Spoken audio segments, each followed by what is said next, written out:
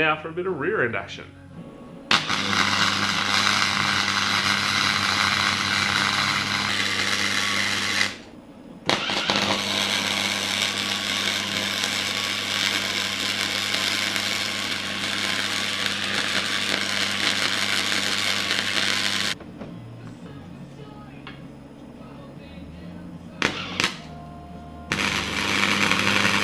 So where you can see the car now is in full bump. You can see we're hard down here. I've taken the coils out for this setup. The reason for this is set up my shock heights. So this is a standard Vitara front shock, rear shock, sorry. So that will be sitting probably in line with the coil. I kind of like that. Gives you a nice square geometry. Also, those noticing where the panhard is, it's really high. In my old Jimny, I went through a phase, I think I bent 2 or 3 panhards in it. Shit time all around. So I decided on this one to lift it up quite a bit. Hopefully it gets it a little bit more clearance. It also doesn't stand out from the back of the car. It's covered pretty much wholly from a fuel tank. So from the back of the car, essentially you shouldn't be able to tell the car is coiled. Does leave another problem is I have absolutely no idea where my exhaust is going to go. Because where it would go is now panhard. Guess we'll see. Alright, so next in the step is to make up some tabs. Alright, so I cut out some tabs. They fit nice. Cool. Drill some holes, make 4 more. 2 more. Yeah.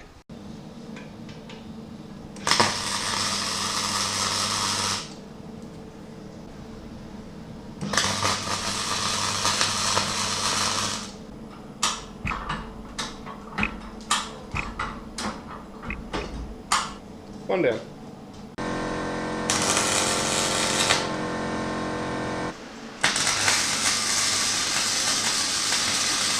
Now these are the bump stops in the car. You can see they're real soft. These are Ford Territory bump stops. I think Falcon are the same. I'll swing you around a little bitty. You like the new tripod? Just for you guys. So yeah, these bump stops are quite nice. They fit perfectly in a 2.5 inch tube, stainless tube. They're neat as fit.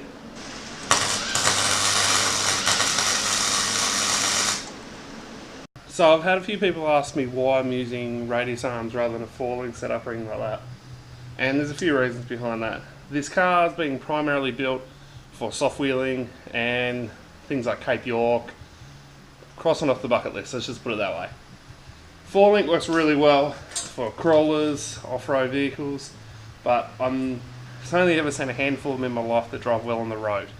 The car's still realistically going to do 80% of its road Ks. So I went for a compromise and went radius arms. They're not, these themselves are Land Rover radius arms. They're not Suzuki units. They're a huge arm. Compared to the ones in the front are rear Jimny arms. They're as long as Suzuki come, and these are massively bigger. The arm is flipped, so there is nothing under the diff housing. So unlike a leaf spring setup, there's nothing at all under the housing. Makes it nice and smooth. The front wasn't possible because of steering.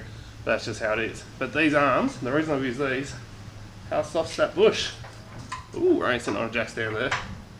Well, I can twist that like my hand. So what that tells me, it's going to be nice and soft in the car. Alright, so now to weld up this housing and slide it all back in. I've actually lashed right out and bought myself some new suspension. I bought all Ironman 2-inch lifted stuff, which is a combination of like 2 different cars and all that kind of fun stuff, so that should be here in a couple of weeks. I was always going to run standard stuff, but kind of decided to step it up. Alright, moving on. Alright, so this is my axle collection. Well, not collection, but these are the axles and parts that are going into this build. Alright, so this is a factory wide track Sierra alongside axle with factory wide track brakes. Now, what I'm actually doing is running the earlier 1 litre brakes. Now there's a couple of reasons behind that. So you see this shit piece of crap here, that's the auto adjuster. They work kind of well sometimes. When they get mud in them, they don't work. They also don't give you an idea how much brake shoe you've got left until you don't have any. Played that game too many times. So these are earlier 1 litre brakes. Now they have a couple of advantages over the majority of brakes. So this is one here is the one off this backing. So you see this? This is what holds the axle and bearing into the car. Whereas if you look at a wide track one, you can see down in here, the whole brake assembly stays. Now that can be fixed by running the plasma cut around and run the plates and the wide track brakes. I've done that before, that's fine. But the bigger advantage I find is, you see the bigger advantage I'm shooting for. So you see how these are manual brake adjusters. These obviously all need very cleaning and all that kind of stuff. But you take the wheel off, or if you've got the right wheels, you don't take the wheel off. You jack the car up and you use a little bar, flick, flick, flick, flick, adjust your rear brakes, done. Takes 2 seconds. My background, I was a apprentice truck mechanic back in the day, and that's how all trucks are. Auto adjusters work well on things that don't see mud, basically, and although I'm not planning on doing a huge amount of mud wheeling with this car, it's still going to see mud. So, for the next one, I've got to cut off this wheel bearing. It's all jammed up and shagged anyway, and cut off this one. You can press them off. My presses, look at that monster. Look at that absolute monster. Yep, it's not capable of it. So what I'm going to do is nip them off with a grinder. I've got new wheel bearings coming, because obviously if you're going to pull them off you should always replace them. And I've got new linings. The only thing I don't have is new drums, but the drums I've had a look. So okay, look at this one, and there's a bit of rust in there. It's no lip or anything like that, and the other one's the same. So we're pretty lucky in that case. I haven't put the verniers on it because they're bigger than the verniers. But they've got no lips, so I'm going to say they're not worn. Yeah, alright, let's get to it. Alright, yeah, get these off. Run the grinder through there at a bit of an angle, and we'll whip them one off.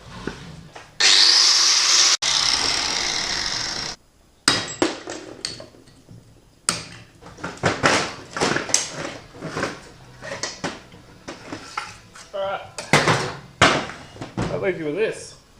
So this is your seal collar. So that's where your seal runs. As you can see that lip in it there, it's actually very worn. That's your bearing race. So now what you do with your grinder, follow that same path, go about 80% of the way through, you hit it with the cold chisel to get it off.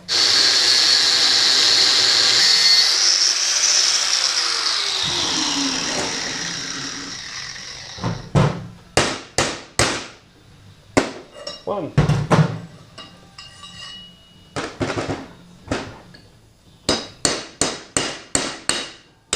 There we go. That's how you get the axle off. That leaves us with this.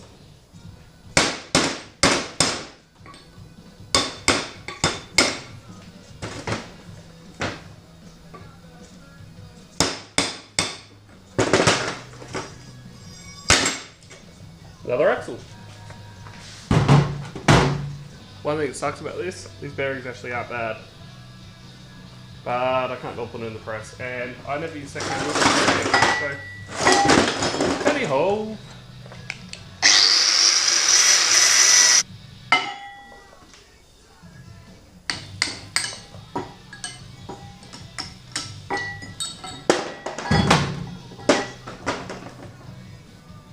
That one's not as nice.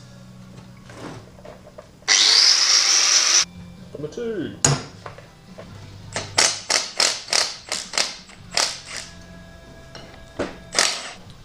So if you see here, this hole in the drum, that's the actual adjuster hole. So you go to a little tool and just adjust your brakes out, tilt the wheels in the air, and well, we'll get to that when we get to that, I guess.